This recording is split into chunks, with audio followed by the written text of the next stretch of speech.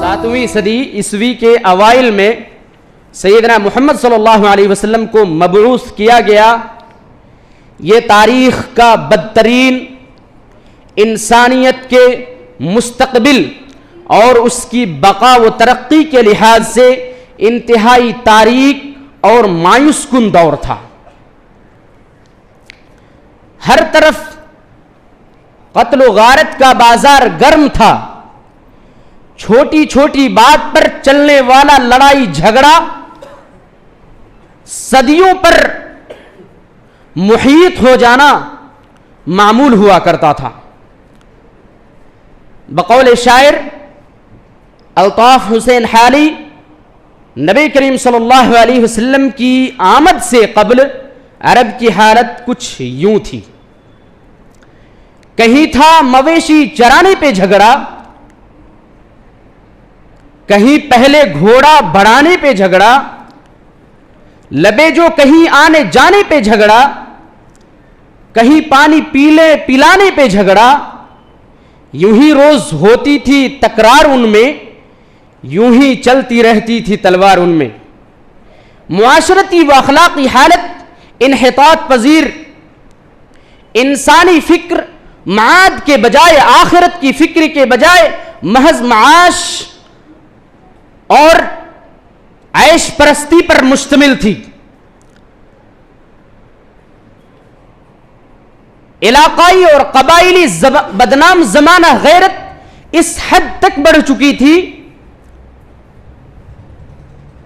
کہ مخالفین کے قتل کے ساتھ ساتھ اپنی بیٹیوں کو قتل کرنا، اپنی بیٹیوں کا قتل کرنا اور انہیں زندہ درگور کرنا کمال شرف گردانا جاتا، اور اسے فخر و عار کا بہت بڑا سبب سمجھنا ان کی فطرت ثانیہ بن چکی تھی، جس کے بارے میں خالد الحالی نے اپنی مسدس میں کچھ یوں سنایا ہے. جو ہوتی تھی پیدا کسی گھر میں دختر، تو خوف شتامت سے بے رحم مادر پھرے دیکھتی جب تھی شوہر کے تیور، کہیں زندہ گار آتی تھی اس کو جا کر، وہ گود ایسی نفرت سے کرتی تھی خالی، جنے سانپ جیسے کوئی جننے والی. گو کہ انسان اپنے خالق اور مالک کو بھول چکا تھا، خود اپنی ذات اور اپنے انجام سے فراموش، خود اپنی ذات اور اپنے انجام کو فراموش کر چکا تھا. انسان بھلائی اور برائی میں تمیز کرنے سے محروم تھا. ایسا محسوس ہوتا تھا کہ انسان میں ودیعت کردہ فطرت توحید معدوم ہو چکی ہے. بہرحال پورے معاشرے میں ایک شخص بھی ایسا نظر نہیں آتا تھا، ایک شخص بھی ایسا نظر نہیں آتا تھا جسے اپنے حقیقی انجام کی فکر ہو،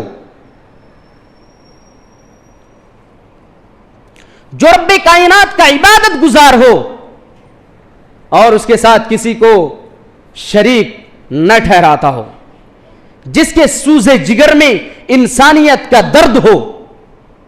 لوٹ مار، قتل و غارت گری، شراب نوشی، زناکاری، سود خوری، رشوت خوری، یہ سب کا بازار گرم تھا ایسے عالمگیر فساد کی اصلاح کرنے کے لیے، اور بنی نوع انسان کو گمراہی کی دلدل سے نکال کر ہدایت کی راہ دکھانے اور اس پر چلانے کے لیے 7ویں صدی عیسوی کے 10ویں سال یعنی سن 610 عیسوی میں سیدنا محمد صلی اللہ علیہ وسلم کو منصب نبوت پر مامور فرمانا اللہ تبارک و تعالی کی مشیت اور تمام انسانیت پر ایک احسان عظیم تھا. اللہ تبارک و تعالی نے قرآن کے اندر اس کو بیان کیا، لقد من اللہ علی المؤمنین اذ بعث فیہم رسولا من انفسہم یتلو علیہم آیاتہ ویزکیہم ویعلمہم الکتاب والحکمہ، کہ اللہ رب العالمین نے مومنوں پر احسان کیا اللہ تبارک و تعالیٰ نے انسانوں پر بہت سارے احسانات کیے ہیں، لیکن اللہ رب العالمین نے کسی احسان کا تذکرہ اپنی کتاب کے اندر نہیں کیا سوائے اللہ کے رسول صلی اللہ علیہ وسلم کی بعثت کے. یعنی اللہ کے رسول صلی اللہ علیہ وسلم کی بعثت تمام انسانیت کے لیے ایک احسان عظیم ہے اللہ رب العالمین کی جانب سے. خیر، اس عظیم حکمت الہی کے تحت خاتم النبیین صلی اللہ علیہ وسلم سن 571 عیسوی میں قریش مکہ کے ایک معزز خاندان میں پیدا ہوئے، جن کی تابع و درخشاں سیرت طیبہ بنی نوع انسان کی ہدایت کے لیے، رہنمائی کے لیے مختصر طور پر پیش کی جا رہی ہے. بقول شاعر، زندگیاں بیت گئیں قلم ٹوٹ گئے، زندگیاں بیت گئیں قلم ٹوٹ گئے، تیرے اوصاف کا ایک باب بھی پورا نہ ہوا. نبی کریم صلی اللہ علیہ وسلم کی ولادت سوموار کے دن 9 ربیع الاول، سوموار کے دن 9 ربیع الاول یکم عام الفیل 20 اپریل سن 571 عیسوی میں مکہ معظمہ میں موسم بہار میں بعد از صبح صادق اور قبل از طلوع آفتاب آپ صلی اللہ علیہ وسلم پیدا ہوئے. علی شان حسب و نسب سے آپ کا تعلق تھا. نبی کریم صلی اللہ علیہ وسلم حسب کے اعتبار سے اولاد آدم میں سب سے اشرف اور نسب کے اعتبار سے والدین کی جانب سے سب سے افضل ہیں. صحیح مسلم کی روایت ہے، حضرت واصلہ ابن الاسقا رضی اللہ تعالی عنہ راوی حدیث ہے، کہتے ہیں نبی کریم صلی اللہ علیہ وسلم نے ارشاد فرمایا، ان اللہ اصطفى کنانۃ من ولد اسماعیل. اللہ تبارک و تعالی نے اسماعیل علیہ السلام کی اولاد میں کنانہ کو چنا. واصطفى قریشا من کنانہ، اور کنانہ سے قریش کو چنا. واصطفى من قریش بنی ہاشم، اور قریش سے بنو ہاشم کو چنا. واصطفانی من بنی ہاشم، اللہ کے رسول صلی اللہ علیہ وسلم فرماتے ہیں کہ بنو ہاشم سے اللہ تبارک و تعالی نے مجھے منتخب فرمایا. نسبی عظمت انسان کا نہایت قیمتی اثاثہ ہے. دنیا کی ہر قوم، ہر مذہب، ہر نسل کے ہاں خاندانی طہارت و نجابت کی اہمیت مسلم ہے. اسی لیے اللہ تبارک و تعالی نے نبی کریم صلی اللہ علیہ وسلم کو سب سے معزز خاندان میں پیدا فرمایا.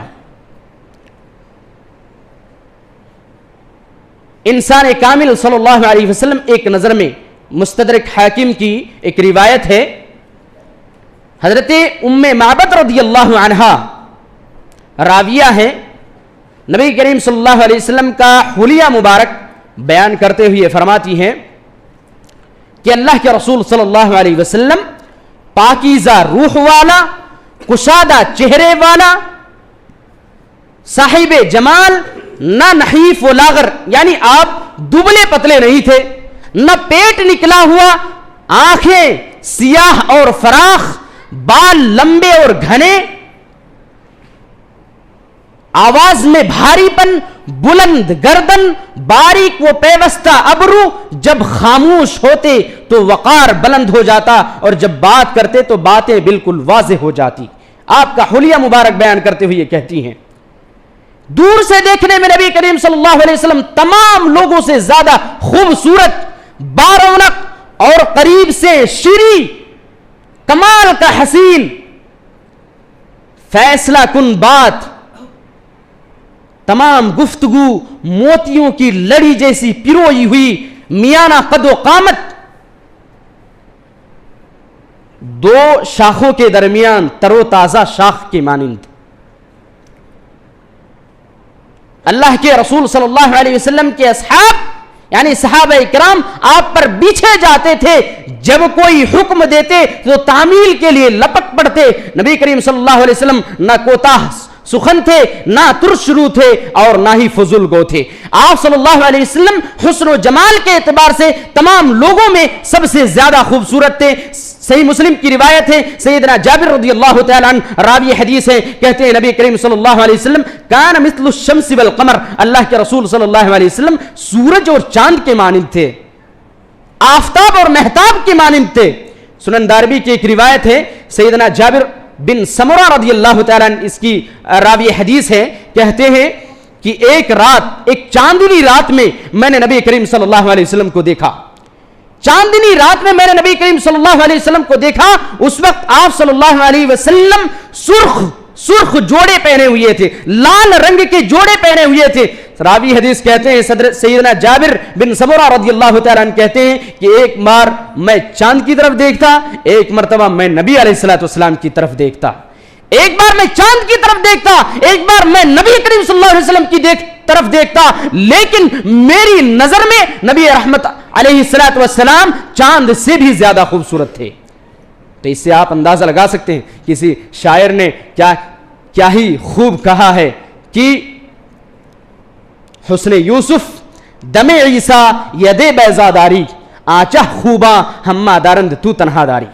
اللہ کے رسول آپ صلی اللہ علیہ وسلم کے جملہ کمالات تمام لوگوں سے, دیکھیں تاریخ میں بہت سے ایسے لوگ آئے جو اپنی کمالات کی وجہ سے, اپنے کمالات کی وجہ سے مشہور ہوئے. مثال کے طور پر حاتم طائی اپنی سخاوت کی وجہ سے مشہور ہوئے. حضرت عمر فاروق رضی اللہ تعالیٰ عنہ اپنے عدل و انصاف کی وجہ سے مشہور ہوئے. اسی طرح سقراط بقراط اور اسی طرح یہ اپنے فلسفے کی وجہ سے مشہور ہوئے. حضرت لقمان اپنی حکمت اور دانائی کی وجہ سے مرجع خلائق ٹھہرے, لیکن آپ صلی اللہ علیہ وسلم کے جملہ کمالات تمام لوگوں سے بڑھ کر تھے. یہاں تک کہ تمام انبیاء علیہ السلام میں جو خوبیاں موجود تھی, آپ کی ذات اقدس میں وہ تمام خوبیاں موجود تھی. تمام انبیاء علیہ السلام کو اللہ تبارک و تعالیٰ نے جو خوبیاں عطا کی تھی, وہ تمام خوبیاں آپ صلی اللہ علیہ وسلم کو تنہا عطا کی گئی. اللہ تبارک و تعالیٰ نے نبی کریم صلی اللہ علیہ وسلم کو رحمت للعالمین بنا کر بھیجا تھا. آپ صلی اللہ علیہ وسلم پوری دنیا کے لیے رحمت بنا کر مبعوث کیے گئے, اور آپ کی رحمت صرف انسانیت تک محدود نہیں تھی, صرف آپ کی رحمت انسانوں کے لیے نہیں تھی, بلکہ آپ کی رحمت چرند و پرند, جن و انسان تمام لوگوں کے لیے تھی. آپ کی رحمت تمام مخلوقات کے لیے مشتمل تھی. نبی صلی اللہ علیہ وسلم نے صرف انسانوں کے ساتھ ہی نہیں بلکہ جانوروں کے ساتھ بھی نرمی اور رحم دلی کا رویہ اپنانے کی تعلیم اور تلقین فرمائی ہے. چھوٹا ہو یا بڑا, بچے ہو یا بزرگ, بیگانے ہو یا رشتہ دار, عربی ہو یا عجمی, مسلم ہو یا غیر مسلم, آپ صلی اللہ علیہ وسلم نے تمام لوگوں سے رحمت اور نرمی اختیار کی اور اپنے صحابہ کرام کو بھی اس کی تعلیم اور تلقین فرمائی. یہی وجہ ہے کہ نبی صلی اللہ علیہ وسلم کی اخلاق اور آپ کی رحم دلی دیکھ کر کے پتھر دل بھی پسیج جایا کرتے تھے. اللہ تبارک و تعالیٰ نے قرآن کے اندر فرمایا ہے وَمَا أَرْسَلْنَاكَ إِلَّا رَحْمَةً لِلْعَالَمِينَ, اے میرے حبیب ہم نے آپ کو تمام جہانوں کے لیے رحمت للعالمین بنا کر بھیجا ہے, رحمت بنا کر مبعوث فرمایا ہے. نبی کریم صلی اللہ علیہ وسلم کا بیان ہے, مستدرک حاکم کی صحیح روایت ہے, آپ صلی اللہ علیہ وسلم فرماتے ہیں یا ایھا الناس, او دنیا کے لوگوں سنو, انما انا رحمہ, میں رحمت ہوں, مہدات, جسے لوگوں کی جانب بطور ہدیہ پیش کیا گیا ہوں. میں سراپا رحمت ہوں جسے لوگوں کے لیے, تمام دنیا والوں کے لیے بطور ہدیہ پیش کیا گیا ہوں. اللہ کے رسول صلی اللہ علیہ وسلم کی حدیث ارحموا من فی الارض یرحمکم من فی السماء, کہ تم اہل زمین پر رحم کرو, تم اہل زمین پر دنیا میں جتنی بھی مخلوقات ہیں ان پر رحم کرو. یرحمکم من فی السماء, جو آسمان ہے, جو آسمان میں جو ذات ہے یعنی اللہ رب العالمین, وہ تم پر رحم فرمائے گا. کرو مہربانی اہل زمین پر, خدا مہربان ہوگا عرش بری پر. دیکھیے آپ صلی اللہ علیہ وسلم کو اللہ تبارک و تعالیٰ نے رحمت للعالمین بنا کر مبعوث فرمایا. اس کے چند مثالیں میں آپ لوگوں کے سامنے بیان کروں گا. مکہ مکرمہ میں 10 سال تک لگاتار تبلیغ دین کرنے کے باوجود حالات حوصلہ افزا نہیں ہوئی. نبی صلی اللہ علیہ وسلم, اللہ کے رسول صلی اللہ علیہ وسلم مبعوث کیے گئے, نبی بنائے گئے 40 سال کی عمر میں، 10 سال تک آپ نے مکہ کے اندر لوگوں کے پیچھے محنت کی، آپ نے ان کو دین کی دعوت دی، لیکن حالات حوصلہ افزا نہیں ہوئے۔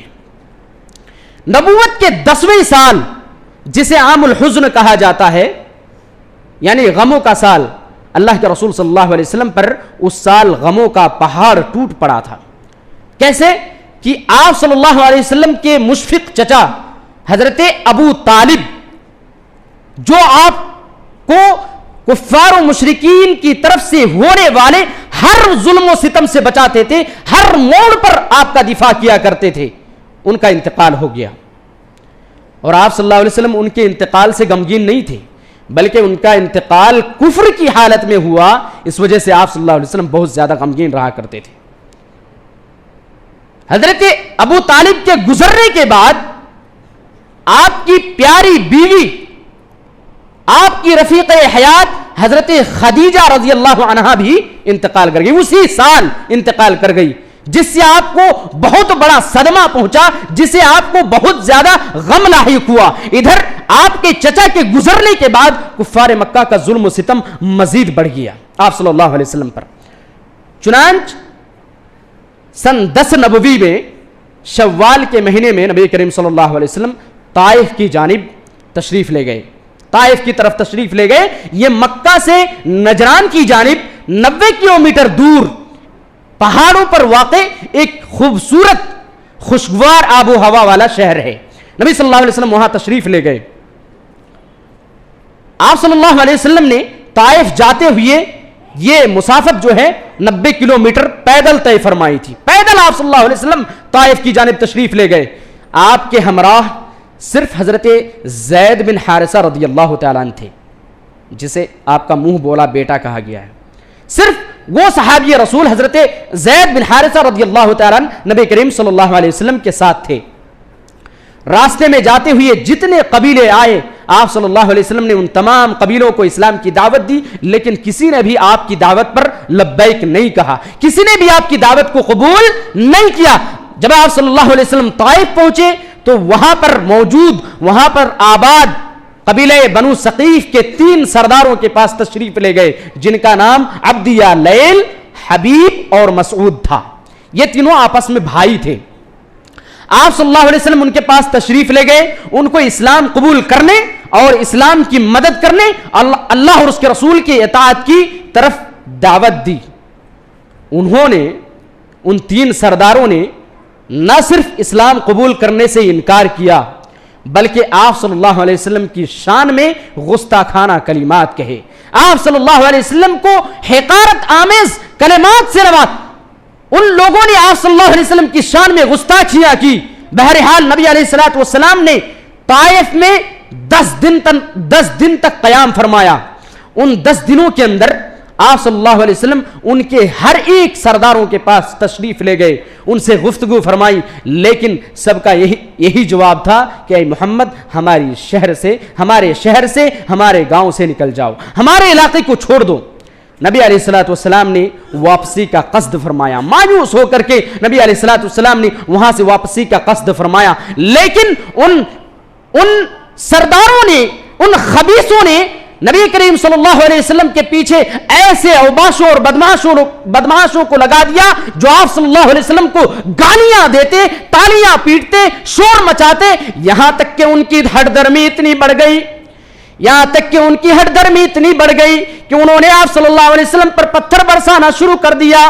حضرت زید بن حارثہ رضی اللہ تعالیٰ عنہ جو کہ آپ صلی اللہ علیہ وسلم کے ساتھ تھے، کبھی نبی کریم صلی اللہ علیہ وسلم کا دفاع کرتے اپنے دائیں جانب سے، کبھی بائیں جانب سے، کبھی آگے سے، کبھی پیچھے سے، ہر طرف سے نبی کریم صلی اللہ علیہ وسلم کو پتھروں سے بچانے کی کوشش کرتے، یہاں تک کہ نبی کریم صلی اللہ علیہ وسلم کو بچانے کے لیے، آپ صلی اللہ علیہ وسلم کا دفاع کرنے کے لیے ان کا سر پھوٹ گیا، ان کے سر سے خون بہہ نکلا۔ ان خبیثوں نے، ان اوباشوں اور بدماشوں نے نبی کریم صلی اللہ علیہ وسلم کو اتنا مارا، اتنا مارا کہ آپ کے پورے جسم کو لہو لہان کر دیا. آپ صلی اللہ علیہ وسلم زخموں سے چور ہو کر بے ہوش ہو کر گر پڑے. حضرت زید بن حارثہ رضی اللہ تعالیٰ عنہ آپ کو اٹھا کر کے ایک باغ میں تشریف لے جاتے ہیں. وہاں پر آپ صلی اللہ علیہ وسلم کے خون کو دھوتے ہیں, ان کو آپ صلی اللہ علیہ وسلم کے خون کو پوچھتے ہیں اور دعا رو رو کر اللہ کے رسول صلی اللہ علیہ وسلم سے یہ التجا کرتے ہیں کہ اللہ کے رسول صلی اللہ علیہ وسلم, یہ پتھروں میں رہنے والی قوم ہے, ان کا دل پتھر ہو چکا ہے, ان پر آپ کی باتوں کا,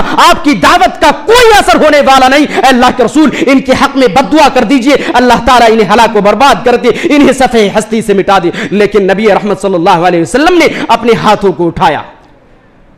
اللہ کے رسول صلی اللہ علیہ وسلم نے اپنے ہاتھوں کو بارگاہ الہی میں اٹھایا, ان کے حق میں بد دعا کے لیے نہیں بلکہ ان کے حق میں دعا کرنے کے لیے. اللہ کے رسول نے کہا اللہم اہد قومی فانہم لا یعلمون, اے اللہ میری قوم کو ہدایت دے, بے شک یہ جانتے نہیں ہیں. ایک روایت کے مطابق آپ صلی اللہ علیہ وسلم زخموں سے چور ہو کر ایک باغ میں تشریف فرما تھے. پہاڑوں کا فرشتہ آپ کی خدمت میں حاضر ہوتا ہے, پہاڑوں کا فرشتہ آپ کی خدمت میں حاضر ہوتا ہے اور کہتا ہے اے اللہ کے رسول صلی اللہ علیہ وسلم, اللہ کے حکم سے میں یہاں آپ کے پاس حاضر ہوا ہوں. اے اللہ کے رسول آپ اجازت دیں تو میں ان طائف والوں کو دونوں پہاڑوں کے درمیان پیس کر کے رکھ دوں, دونوں پہاڑ کو چلا دوں اور ان لوگوں کو پیس کر کے رکھ دوں. لیکن قربان جائیے رحمت للعالمین کی رحمت پر, آپ اتنی ساری اذیتیں اور تکلیفیں اٹھانے کے باوجود نبی رحمت صلی اللہ علیہ وسلم نے کیا فرمایا کہ میں ان بدنصیبوں سے نا امید نہیں ہوں. اگر یہ لوگ ایمان نہیں لائے تو کیا ہوا, میں ان کی آنے والی نسل سے نا امید نہیں ہوں, بلکہ مجھے اللہ تعالیٰ پر مکمل یقین ہے, بھروسہ ہے کہ اللہ تبارک و تعالیٰ ان کی آنے والی نسل سے ایسے لوگوں کو فائدہ فرمائے گا جو اللہ کی توحید کا اقرار کرنے والا, اللہ کی توحید کا قائل ہوگا اور شرک سے بیزار ہوگا. یہ تھی رحمت للعالمین کی رحمت. صرف یہی ایک مثال نہیں بلکہ آپ صلی اللہ علیہ وسلم ہجرت کرنے کے بعد مدینہ تشریف لے گئے. صحیح بخاری کی روایت ہے, حضرت مالک بن الحویرث رضی اللہ تعالیٰ عنہ راوی حدیث ہیں, کہتے ہیں کہ نبی کریم ہم چند جوان ہم عمر اللہ کے رسول صلی اللہ علیہ وسلم کی خدمت میں آئے. حضرت مالک بن الحویرث رضی اللہ تعالیٰ عنہ کہتے ہیں کہ ہم چند جوان اور ہم عمر اللہ کے رسول صلی اللہ علیہ وسلم کی خدمت میں آئے اور آپ صلی اللہ علیہ وسلم کے پاس تقریباً 20 راتیں ٹھہرے رہے علم دین سیکھنے کے لیے. آپ صلی اللہ علیہ وسلم سے علم سیکھنے کے لیے تقریباً 20 روز آپ صلی اللہ علیہ وسلم کے پاس ٹھہرے. نبی کریم صلی اللہ علیہ وسلم کو احساس ہوا کہ ہمیں گھر کی یاد ستا رہی ہوگی. تو نبی کریم صلی اللہ علیہ وسلم نے ہم لوگوں سے پوچھا کہ تم اپنے گھروں میں کن عزیزوں کو چھوڑ کر کے آئے ہو. ہم نے آپ کو پورا حال سنا دیا. ہم لوگوں نے کہا, کسی نے کہا کہ ہم اپنے بیوی بچوں کو چھوڑ کے آئے, کسی نے کہا ہم اپنے بوڑھے. غرض یہ ہے کہ ہم میں سے کوئی نہ کوئی اپنے گھر میں اپنے اعزاء و اقارب کو چھوڑ. ہم نے آپ کو پورا حال سنا دیے. نبی کریم صلی اللہ علیہ وسلم راوی حدیث کہتے ہیں کہ اللہ کے رسول صلی اللہ علیہ وسلم نہایت مہربان اور رحم دل, نرم دل تھے. آپ صلی اللہ علیہ وسلم نے فرمایا کہ تم لوگ 20 روز سے یہاں ٹھہرے ہوئے ہو, تمہیں اپنے گھر کی یاد تو آ رہی ہوگی. نبی علیہ الصلوۃ والسلام نے کہا کہ جاؤ اپنے گھروں میں واپس جاؤ اور اپنے اہل و عیال کو دین سکھاؤ, ان کے ساتھ رہو, انہیں دین سکھاؤ, انہیں احکامات بتلاؤ. اور ہاں ایک بات یاد رکھنا, جس طرح سے تم نے مجھے نماز پڑھتے ہوئے دیکھا ہے اسی طرح سے تم وہاں پہ بھی نماز پڑھنا. جس طرح سے تم نے مجھے یہاں نماز پڑھتے ہوئے دیکھا ہے اسی طرح سے نماز پڑھنا. اور جب نماز کا وقت ہو جائے تو تم میں سے جو شخص بڑا ہو تو تم میں سے ایک شخص اذان کہے اور جو شخص تم میں بڑا ہو تمہاری امامت کرائے.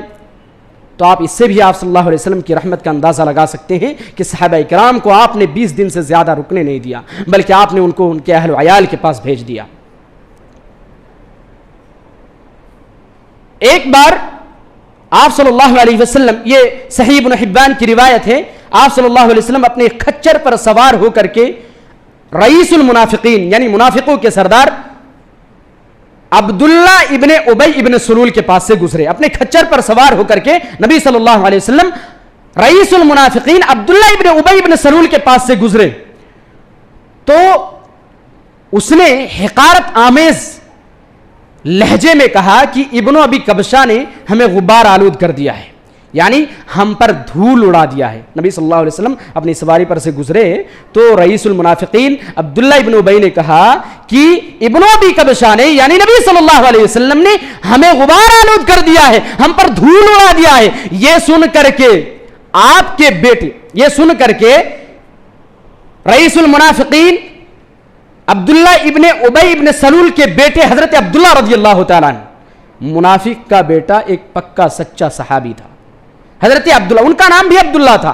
عبداللہ رضی اللہ تعالیٰ عنہ کہتے ہیں نبی کریم صلی اللہ علیہ وسلم سے عرض کرتے ہیں کہ اے اللہ کے رسول صلی اللہ علیہ وسلم، اس ذات کی قسم جس نے آپ کو عزت اور شرف سے نوازا اور آپ پر کتاب نازل فرمائی، اگر آپ چاہیں حکم دیں تو میں اپنے باپ کا سر قلم کر کے آپ کی خدمت میں پیش کر دوں. کیا کہا کہ اگر آپ چاہیں تو میں اپنے باپ کا، جس نے آپ کی شان میں ابھی گستاخی کی، میں اپنے باپ کا سر قلم کر کے آپ کے سامنے پیش کر دوں. نبی علیہ الصلوۃ والسلام رحمت للعالمین صلی اللہ علیہ وسلم نے اپنے دشمن کے حق میں کیا فرمایا؟ لوگوں سنو، کہتے ہیں کہ لا لا لا اے عبداللہ رضی اللہ تعالیٰ، نہیں ایسا نہیں کرنا، اپنے باپ کے سر کو قلم مت کرنا، اپنے باپ کے گردن کو کاٹنا نہیں، ولیکن براباک، بلکہ اپنے باپ سے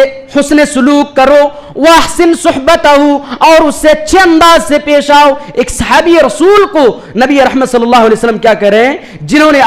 جس نے آپ کی خدمت میں آپ کی شان میں گستاخی کی، آپ صلی اللہ علیہ وسلم اس کے بیٹے کو کہہ رہے ہیں نہیں اپنے باپ سے حسن سلوک کرو، اس سے بہترین انداز میں پیش آؤ. اس سے بھی آپ صلی اللہ علیہ وسلم کی رحمت کا اندازہ لگا سکتے ہیں. عفو و رحمت کی ایک اور عظیم مثال، کفار مکہ نبی کریم صلی اللہ علیہ وسلم کو، مسلمانوں کو